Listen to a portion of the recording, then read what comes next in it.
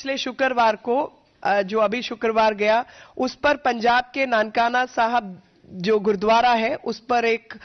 भीषण घटना की और हिंसक घटना के दौरान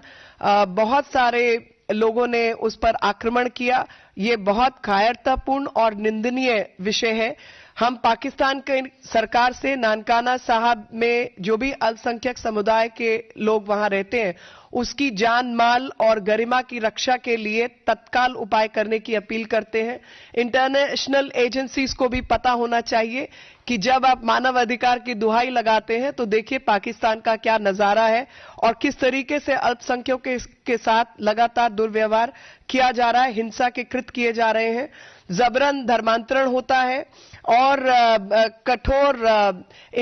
ईशा निंदा के तहत जो ब्लेस्फेमी का कानून है उसके तहत यहां तक की सजाए मौत भी दे दी जाती है। लड़कियों को उठा लिया जाता है, जमीनें जब्त हो जाती हैं और जब ये सब चीजें चल रही होती हैं तो लोगों के पास कोई और राह नहीं है, बल्कि वो लोग जब दाह संस्कार तक का अधिकार नहीं है तो वो लोग किसी ना किसी बहाने भारत एक बहुत लंबे समय से आ रहे हैं। कोई 1969 में आया, कोई 71 में आया, कोई 75 में आया, कोई 78 में आया, कोई 89 में आया, कोई 90 में आया और सीए का कानून उन्हीं लोगों के लिए लाया गया। नानकाना साहब की हरकत के बाद तो और साबित होता है कि सीए का कानून क्यों आवश्यक था और वहां पर पाकिस्तान के अंदर वही सब हरकतें जो 47 के समय डायरेक्ट एक्शन डे जिन्ना ने जो करवाया था, तकरीबन उसी तरीके की हरकतें आज तक हो रही हैं। नानकाना साहब सोशल मीडिया का समय तो आप सबको दिखाई दे गया, लेकिन गांव देहात अंदर जो चीजें होती हैं वो सबको दिखाई भी नहीं देती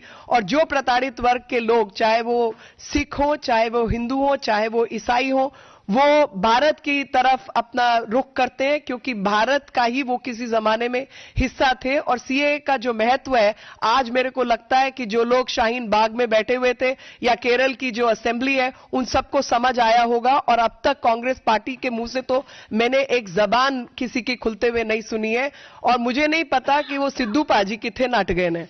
वो कहां भागे हुए हैं कि वो अभी भी जाके गले मिलना चाहते हैं आईएसआई के चीफ को, तो जरा कांग्रेस को पता करना चाहिए क्योंकि जो कुछ हो रहा है वो आप सबके सामने है और लगातार इस तरीके की जो हरकतें हैं 47 से आज तक 2019 तक होती आई हैं और होती रही हैं और इसीलिए सीए का कानून लाया गया। आज आपके माध्यम से पूरे दुनिया को हम बताना चाहते हैं कि जो सिख मजहब की सबसे पवित्र गुरुद्वारा है जहां पर बाबा नानक का जन्म स्थान है, उसके साथ अगर इस बर्बरता का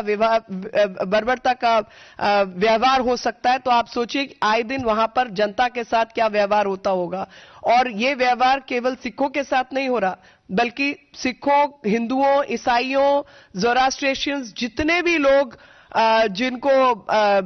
पाकिस्तान में अल्पसंख्यकों के लिए कोई जगह नहीं है, यही कारण है कि लगातार उनकी संख्या घटती जा रही है। और चाहे वो केरल की असेंबली वाले हों, चाहे शाहीन बाग में बैठे हुए लोग हों, मैं उन सबसे आज दरख्वास्त करना चाहती हूं कि शायद ये नजारा देखकर आपको सीए का महत्व समझ आ गया होगा और देश के अंदर जो घुसपैठिए हैं उनके अंदर और जो परसिक्यूटेड लॉट है, जो प्रताड़ित शरणार्थी हैं, उन दोनों का अंतर भी समझ आ गया होगा।